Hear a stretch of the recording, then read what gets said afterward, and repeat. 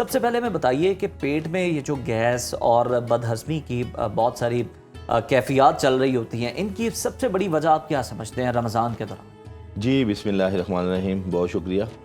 Sir ये रमज़ान में आपको पता है कि बेसिकली तो इसका मेन मकसद ये है कि पूरे साल 365 दिन जो हम बदपेज़ी करते हैं, तो ये जो एक महीना अल्लाह ने दिया है ना, ये हमें ट्रायल ट्रेनिंग रिहर्सल का महीना है। लेकिन अनफॉर्चुनेटली हम वो 365 दिनों में जो 11 माह की जो बदपेज़ियाँ हैं, उससे भी डबल इसमें बदपेज़ियाँ करते हैं। जी बिल्कुल। और रोज़ा रख के हम एहसान भी करते हैं, जी हमने रोज़ा रखा है तो हक अदा करते हैं दस्तरखान पे। तो ये जो दस्तरखान में एक अच्छा दो इसमें वजूहात हैं जब बीमार होने की। एक वजह यह है कि एक दस्तरखान सजता है अफ्तारी का, जी जिसके अंदर आप पकौड़े भी खा रहे हैं, समोसे भी खा रहे हैं, दही बल्ले भी खा रहे हैं, फ्रूट चाट भी खा रहे हैं, पानी पी रहे हैं, खजूरें भी खा रहे हैं, हर किस्म का मशरूबात पी रहे हैं। और ठीक 10 मिनट बाद नमाज पढ़ के आते हैं तो फिर एक नया दस्तरखान सजा है। तो मुझे तो आज तक ये समझ नहीं आई कि वो दूसरा दस्तरखान किस पेट में जाएगा। तो मैं ये कहता हूँ कि एक ही दस्तरखान होना चाहिए, उसमें आप खाना भी खाएं, उसमें आप जो भी चीज़ें बनी हैं, हम ये नहीं कहते कि घर में कई नेमतें हैं अल्लाह की, पकोड़े अगर घर के बने हुए हैं तो भी आप खाएं, एतदाल में खाएं, लेकिन एक टाइम में खाएं। अच्छा, उसका दूसरा फलसफा ये है कि जब आप खाना खाते हैं, आपका स्टमक जो है, आपका ब्रेन उसको मैसेज देता है कि अब आप खाना खा रहे हैं, तो इन जो प्रोसेस होता है ना, वो इनहेलिंग प्रोसेस चल रहा होता है। और जैसे ही आप खाना रोकते हैं ना, तो ब्रेन मैसेज देता है कि अब हाजमे वाला काम शुरू कर दें, खाना रुक चुका है। लिहाजा आपकी बॉडी में वो रतूबात अल्लाह पाक ने जो पैदा किए, हाइड्रोक्लोरिक एसिड जो खाने को हजम करता है, वो पैदा होना शुरू होता है। अब उसका आधे घंटे का प्रोसीजर होता है। अब उस आधे घंटे के दरमियान में जब दोबारा खाना आप खाते हैं तो आपका स्टमक जो है वो भारी बोझिल हो जाएगा। आपने 2 टेबल की बात कर दी, मिडनाइट क्रेविंग भी शुरू हो जाती है। 12-1 बजे फिर स्नैकिंग का भी टाइम होता है, सहरी तक जो जाग रहे हैं। इसमें गैप है, ये फिल फॉर 2 खाने जो खाते हैं ना, ये भी एक हमारी वजूहात में है बीमारी की। दूसरा, हम पानी बहुत पी लेते हैं। मैं ये कहता हूँ अक्सर हमारे जो सब मिलने वालों को कि आप 1 आध खजूर खा के पानी पिए, आधा गिलास से 1 गिलास तक पानी पिए, और उसके बाद कोशिश करें कि जहां आपने 12 घंटे पानी का सब्र किया है वहां फिर आधा घंटा मजीद सब्र करें। फिर आप खाना खा के उसके आधे घंटे के बाद पानी पिए। आप यकीन कीजिए कि आपका पेट में अफारा भी नहीं होगा, ब्लोटिंग भी नहीं होगी और गैस भी नहीं होगी। अच्छा हकीम साहब, सहरी के दौरान हम कौन सी ऐसी ग़िज़ाएं खा रहे होते हैं जो फिर सारा दिन मैदे में तेज़ाबियत भी रहती है?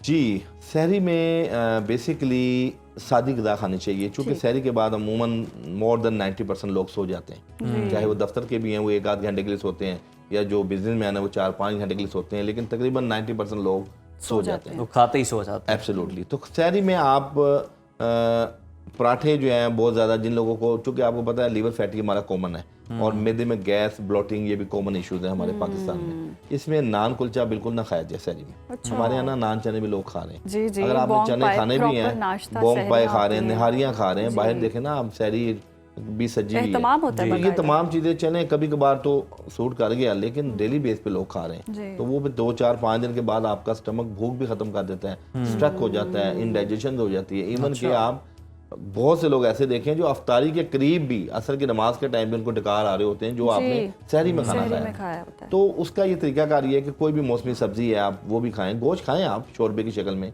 यखनी की शक्ल में, लेकिन उसके साथ दही रख लें। ठीक। फिर दूसरा, एक सहरी के अंदर एक गलती हम ये करते हैं कि हम सहरी में लस्सी के साथ फौरी चाय भी पीते हैं। हाँ, ये कॉम्बिनेशन, यानी वो हमें चाय पीने का नशा है और लस्सी का खौफ है कि लस्सी नहीं पिएंगे तो प्यास बहुत लगेगी, ये प्यास से बचाएगी, और चाय जो है ये कोई सरदर्द नहीं होने देगी सारा दिन। वो नफसियाती चीज है ना कि चाय नशा है और लस्सी नहीं पिएंगे तो प्यास बहुत लगेगी। तो अच्छा, मैं इन लोगों को कहता हूँ कि जी अगर आपको फर्ज करें दोनों चीजें पीनी है तो दोनों को आगे पीछे कर लें खानों से। मिसाल के तौर पे आप रात को चाय पी लें, चाय की एक पूरे कंपनसेशन हो जाएगी, या आप लस्सी जो है वो खाने से पहले पी लें, आधा घंटा पहले जब आप सहरी के लिए उठते हैं, तहज्जुद पढ़ते हैं, आप लस्सी का 1 गिलास पी लें और फिर खाना खाएं, उसके बाद चाय पी लें। लेकिन खाने के फौरी बाद चाय पीना भी बहुत खतरनाक है। हमारे लोग ब्लैक कॉफी चाय खाने के बाद पीते हैं। मैं कहता हूँ कि 15-20 मिनट का थोड़ा मार्जिन दे दें आप। सहरी थोड़ी सी, ये बिल्कुल हम एज पे करते हैं, अजान हो रही होती है तो आखिरी लुकमा जा रहा होता है, तो हमें अपनी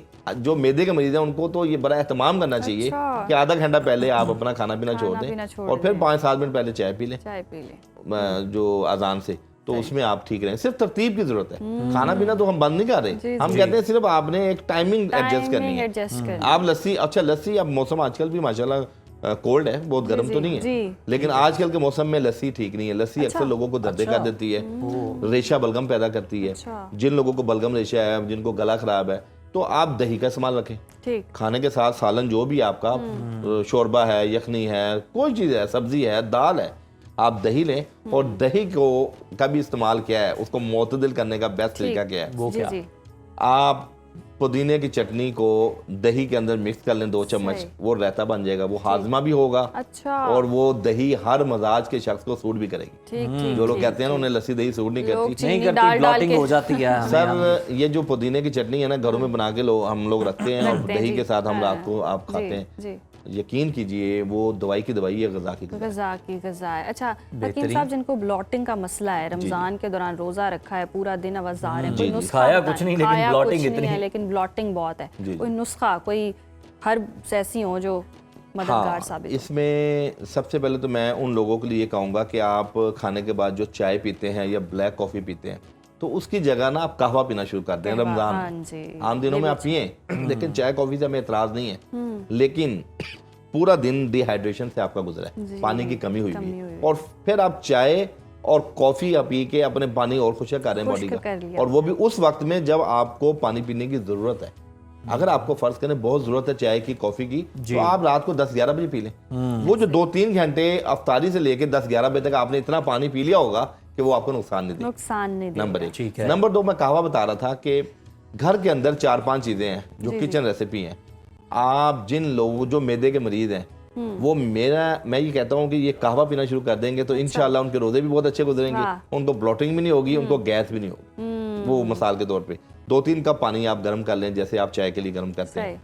उबलते पानी के अंदर आप 10 पत्ते जो है ना ताजे पुदीने के डाल दें, ठीक, और तकरीबन 1 इंच का पीस अदरक का वो भी आप उसमें डाल दें, और तकरीबन 1/4 से लेके आधी चम्मच तक सौंफ डाल दें, सही, ठीक है। और लेमन ग्रास भी एक होता है हमारा, मिलता है लेमन ग्रास के 2-3 फूल, पत्तियां कह लें उसकी, वो आप उसमें डालें, अरोमा के लिए, ज़ैके के लिए, और रेफ्रिजरेंट होता है। और 5वीं चीज़ उसमें आपने डाल लेनी है, पुदीना हो गया, अदरक हो गया, सौंफ हो गया, और ये हो गया लेमन ग्रास, इलायची, 2 अदद इलायची डाल लें। ये आप 3-4 कप जो घर के अफराद हैं उनके लिए बनाएं। 5-7 मिनट इसके ऊपर ढक्कन रख के इसको दम पुख्त कर लें, और उसको कपों में डाल के तो उसमें लेमन आधा निचोड़ लें। विटामिन सी भी आपको मिलेगा, और रेफ्रिजरेंट भी है, और एपिटाइजर भी होता है। जबरदस्त। उसके बाद आपने चीनी नहीं डालनी, उसमें आपने शक्कर या गुड़ डालना। हनी भी ना डालें, आप शक्कर में ही पिए। आप यकीन कीजिए ये कहवा जैसे ही आप पिएंगे, आप 15-20 मिनट बाद ऐसे हल्के हो जाएंगे कि आपने जो खाना खाया वो हजम भी होगा। मैदे के सारे मसाइल का हल जो है हकीम साहब ने बता दी। बहुत शुक्रिया हकीम साहब, वक्त खत्म हो गया हमारे पास।